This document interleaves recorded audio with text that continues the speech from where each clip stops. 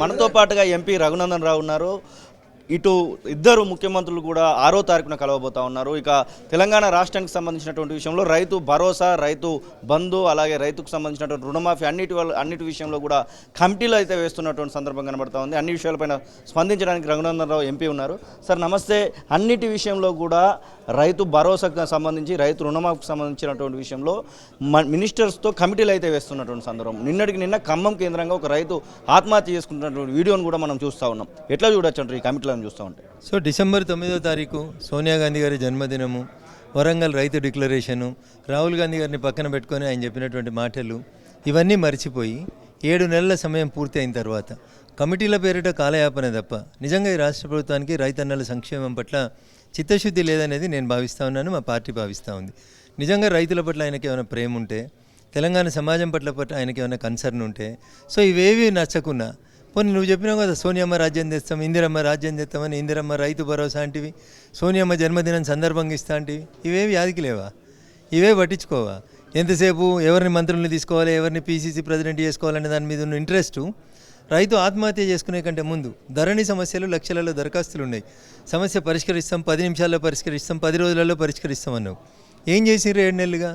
కాబట్టి ముఖ్యమంత్రి గారు అడుగులు ఎటుపోతూ ఉన్నాయంటే ఎంతసేపు అధికారంలోకి ఎట్లా రావాలి, పక్క పార్టీల ఎమ్మెల్యేలకు కండువాలు ఎట్లా కప్పాలనే దాని మీద ఉన్న ఆసక్తి రైతన్నల్ని ప్రొటెక్ట్ చేయడంలో లేదు. ఇప్పటికైనా ఈ రాష్ట్ర ప్రభుత్వానికి, రెవెన్యూ మంత్రికి నేను చేసేటువంటి అప్పీల్, వెంటనే ధరణి దరఖాస్తులన్నీ పరిష్కరించుండ్రి.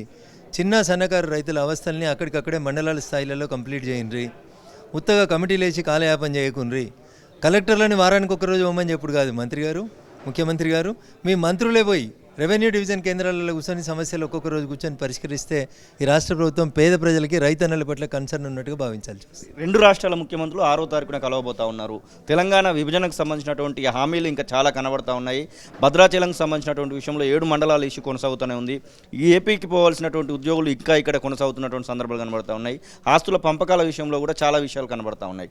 అసలు ఇద్దరు ముఖ్యమంత్రులకు రఘునందన్ రావుగా, తెలంగాణ ఉద్యమకారుడిగా, ఇప్పుడు మెదక్ ఎంపీగా మీరు చెప్పాల్సినటువంటి మాటలు ఏమైనా ఉంటాయి? నిజంగా మీకు చిత్తశుద్ధి ఉంటే, మీ ఇద్దరి మధ్యలో గురు శిష్యుల సంబంధమే ఉంటే, మీకు 2 రాష్ట్రాల ప్రయోజనాలే నిజంగా ముఖ్యమైతే గంట సేపట్లో సమస్యలు పరిష్కారం చేయవచ్చు. మీకు చిత్తశుద్ధి ఉందా, చెత్త మీద శుద్ధి ఉందా అనేది ఎల్లుండి కూర్చున్న తర్వాత తెలుస్తుంది. చిత్తశుద్ధి చూపెట్టుర్రి, గురు శిష్యుల సంబంధాన్ని నిలబెట్టుండ్రి, తెలంగాణ రాష్ట్రానికి రావాల్సిన నిజాయితీగా అడిగి తీసుకురండి. అప్పుడు మాత్రమే మిమ్మల్ని నమ్ముతారు తప్ప, లేకపోతే మిగతా ఏం చేసినా మీరు నాటకాలు వేస్తున్నారని ప్రజలు అనుకోవాల్సి వస్తుంది. మొదటిసారిగా పార్లమెంట్లో అడుగుపెట్టినటువంటి రఘునందన్ రావుకి ఎట్లాంటి ఫీల్ కలిగింది అనుకోవచ్చు? So it is a very good experience అన్న. ఈ దేశాన్ని, ఈ దేశ ప్రజాస్వామ్యాన్ని ప్రపంచంలోనే గొప్పగా నిలబెట్టినటువంటి అనేక మంది మహనీయులు, అనేక మంది సీనియర్ న్యాయవాదులు, న్యాయకోవిదులు, విఘ్నులు అనేక మంది కూర్చున్నటువంటి ఆ సభలో కూర్చున్నప్పుడు నిజంగా గర్వంగా అనిపించింది. ఆ దిశగా నన్ను గెలిపించి పంపించినటువంటి మా మెదక్ నియోజకవర్గ ఓటర్ మహాశైలకి, నా గెలుపు కోసం కష్టపడి పనిచేసినటువంటి మా భారతీయ జనతా పార్టీ మెదక్ జిల్లా నాయకులందరికీ కూడా, బూత్ కమిటీ అధ్యక్షుని దగ్గర నుంచి మొదలుకుంటే ప్రతి ఒక్కరికి శిరస్సు వంచి నమస్సుమాంజలి తెలియజేస్తా ఉన్నాను. వచ్చే 15 I work for the development of Medak, I work for the development of Telangana. ప్రజలు నా మీద ఉంచినటువంటి ఆశను, అంచనాలన్నింటిని కూడా నిలబెడతాను. ఖచ్చితంగా తెలంగాణ బిడ్డగా, తెలంగాణ రాష్ట్ర ప్రయోజనాలే ప్రప్రథమంగా పనిచేస్తానని చెప్పి ఈ సందర్భంగా తెలియజేస్తాను. వచ్చే 15 సంవత్సరాలు కేసీఆర్ లేకపోతే బీఆర్ఎస్ పార్టీ అధికారంలో ఉంటుందని నిన్న జెడ్పీ చైర్మన్ల సమావేశంలో కేసీఆర్ మాట, నిజంగానే అట్లాంటి పరిస్థితులు ఏమైనా ఉన్నాయి అనుకోవచ్చా తెలంగాణ రాష్ట్రంలో? 15 నెలలు, 15 సంవత్సరాలు వదిలేశారు. 15 నెలలు తన ఎమ్మెల్యేలు తన గల్మ దాటిపోకుండా, గేటు దాటిపోకుండా కాపాడుకోవడానికి ఆయన చేస్తున్నటువంటి ప్రయత్నంలో భాగంగా చెప్పినటువంటి ఒక గొప్ప విశ్వాసాన్ని కల్పించేందుకు మాట్లాడినటువంటి మాటలుగా చూడాలి తప్ప, కేసీఆర్ గారు కూడా తెలుసు. కేసీఆర్, కేటీఆర్, హరీష్, కవిత అనే నలుగురు తప్ప ఆయన దగ్గర ఎవరు మిగిలరు అనేది ఆయనకు కూడా తెలుసు. 15 సంవత్సరాలు మళ్ళీ ఎన్నికలు చాలా దూరం ఉన్నాయన్న, ఢిల్లీ बहुत दूर है. पहले 15 महीने तो आपका एमएलएस को प्रोटेक्ट कर लो, बाद में बाकी का चीज़ बात करें.